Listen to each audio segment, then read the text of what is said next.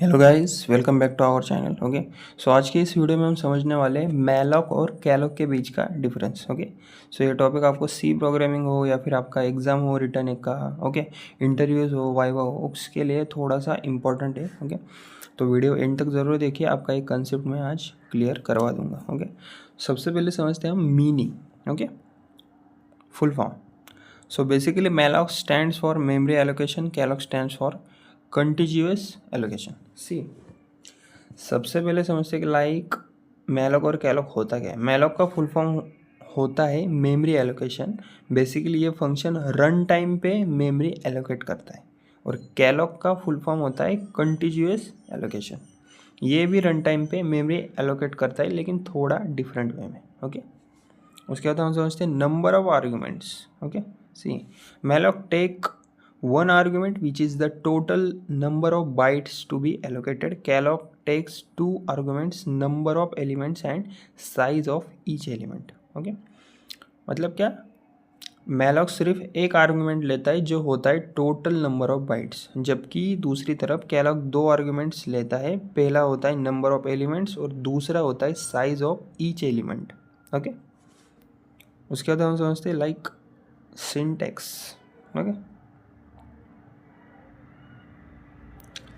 इसको आप पढ़ सकते हो। ओके, अगर आपको याद रहे तो आप इसको लिख लो। ओके, एग्जाम में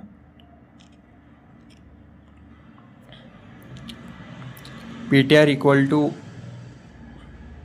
से malloc in bracket size in bytes. वही कैलॉक का सिंटेक्स होता है ptr equal to calloc in bracket number of elements, okay, and size of each elements. Okay, उसके बाद हम समझते हैं मेमोरी इनिशियलाइजेशन। मतलब क्या, memory allocated by malloc is not initialize, it contains garbage values. Memory allocated by calloc is initialize to 0 by default. मतलब क्या, यहाँ पे सबसे इम्पोर्टेंट डिफरेंस आता है एक्चुअली में इन दोनों का। मैलॉक मेमोरी को इनिशियलाइज नहीं करता, इसका मतलब एलोकेटेड मेमोरी में गार्बेजेस वैल्यू होती है, लेकिन वही दूसरी तरफ कैलॉक मेमोरी को ऑटोमेटिकली जीरो से इनिशियलाइज करता है, यानी सब वैल्यूज बाय डिफ़ॉल्ट ज़ीरो ही होती है। ओके, उसके बाद हम समझते हैं speed. Okay, malloc is generally faster than calloc because it does not initialize memory. Calloc is slightly slower because it initializes all allocated memory to 0. मतलब मैलॉक थोड़ा सा फास्ट होता है क्योंकि ये मेमोरी इनिशियलाइज नहीं करता, जबकि कैलॉक थोड़ा स्लो होता है क्योंकि ये हर मेमोरी लोकेशन को ज़ीरो से इनिशियलाइज करता है, इसलिए। ओके, उसके बाद है मेमोरी एलोकेशन टाइप। मतलब क्या, memory allocates a single block of memory, calloc allocates multiple blocks of memory continuously. Okay, मतलब malloc एक single block of memory allocate करता है, वही दूसरी तरफ जबकि calloc multiple blocks of memory allocate करता है जो मेमोरी में कंटिन्यूसली अरेंज होती है। ओके, उसके बाद यूज केस। ओके, मतलब क्या कि मैलॉक का यूज़ तब करते हैं जब हमें इनिशियल वैल्यूज़ की ज़रूरत ही नहीं होती, और वही दूसरी तरफ कैलॉक का यूज़ तब करते हैं हम जब हमें मेमोरी चाहिए जो पहले से ही ज़ीरो हो। समझ रहे हो आप? उसके बाद return value. Both malloc and calloc return a pointer to the allocated memory, if allocation fails both return null. मतलब मैलॉक और कैलॉक दोनों पॉइंटर रिटर्न करते हैं।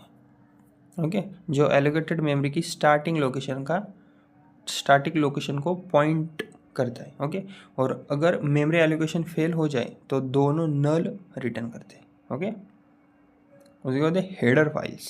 Okay, both malloc and calloc are define the stdlib.h। Okay, मतलब malloc और calloc दोनों ही stdlib.h header file में डिफाइन होते हैं, इसलिए हमेशा ये हेडर इंक्लूड करना ज़रूरी होता है। कौन सा, यहाँ पर मैं मार्क कर देता हूँ, छोटा सा सर्कल है ये वाला। Okay,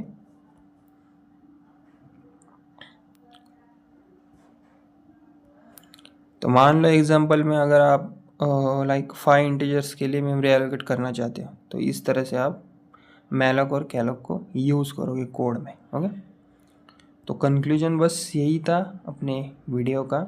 use malloc for faster allocation without initialization, और use calloc when you need zero initialize memory.